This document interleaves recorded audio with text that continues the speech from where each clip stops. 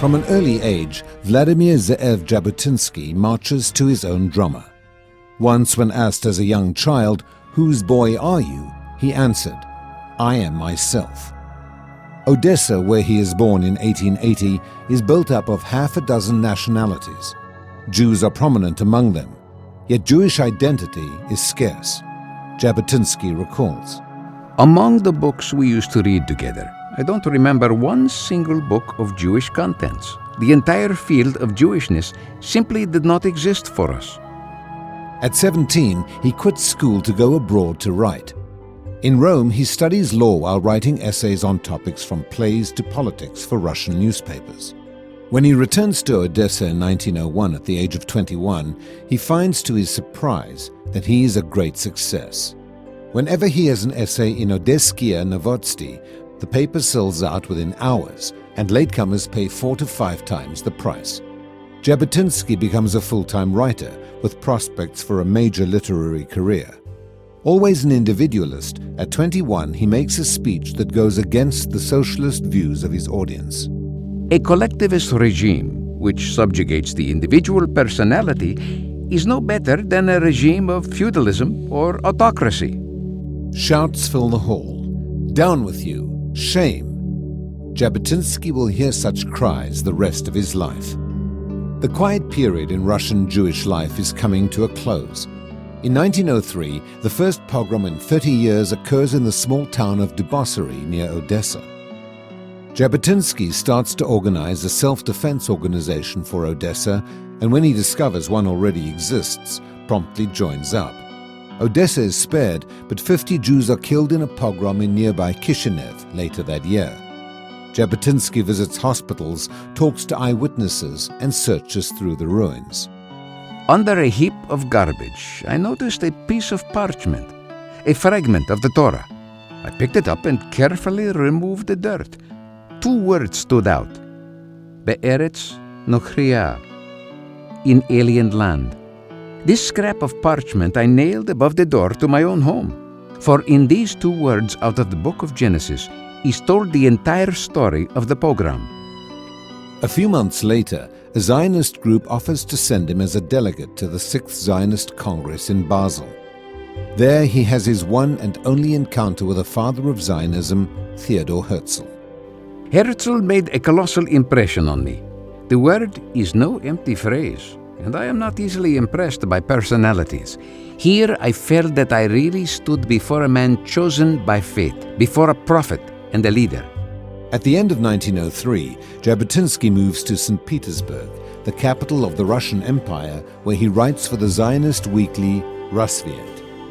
In a city known for its fine speakers, Jabotinsky's talent stands out. He will become a powerful orator in 7 languages. Shmuel Katz, a man who worked with Jabotinsky in later years, describes Jabotinsky's oratory. There was a rhythm in his speech. His measured pauses injected tension and drama into his sentences.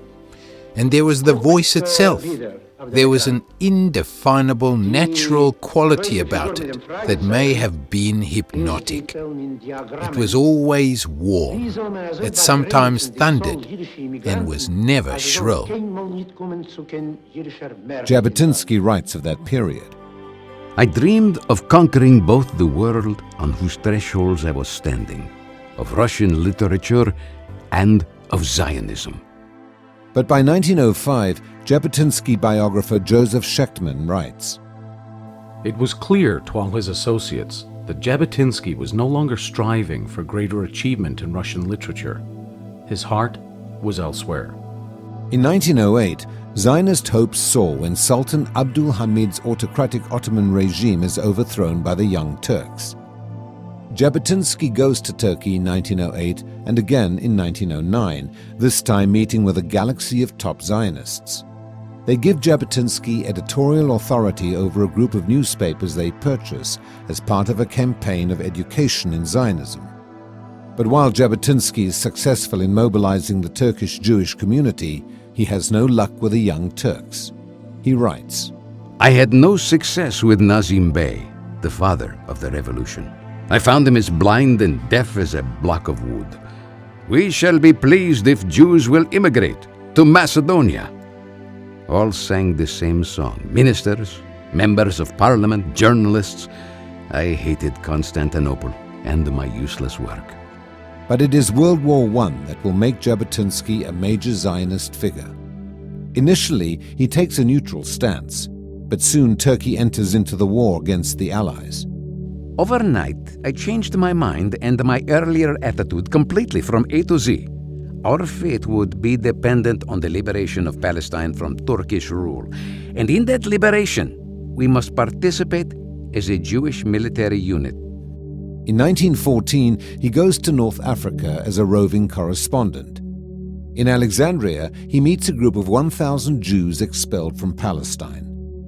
One of them is Joseph Trumpeldor, who had fought in the Russian army against Japan in 1905 and is one of the few Jews given officer's rank in the Tsar's army. He's enthusiastic about Jabotinsky's idea for a Jewish legion. The exiles form themselves into a volunteer regiment. But the only role the British will offer them is in mule transport. Jabotinsky is crestfallen. Trumpeldor disagrees. Transport and trenches are the same, both essential, he says. Trumpeldor forms the Zion Mule Corps, which is sent to Gallipoli under the leadership of Lieutenant Colonel John Henry Patterson. Jabotinsky heads to Europe to win support for a real Jewish legion.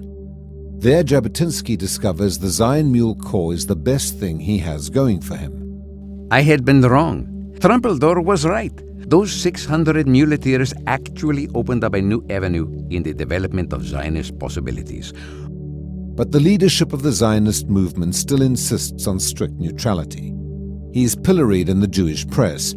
Jabotinsky is undeterred. If we play with both sides, we shall lose everything. We must come out in favor of the Allies and help them with our Jewish soldiers to conquer Eretz Israel. Jabotinsky's conviction he is right sustains him now and will do so in all the conflicts that follow. There is but one truth in the world, and it is all yours. If you are not sure of it, stay at home. But if you are sure, don't look back, and it will be your way.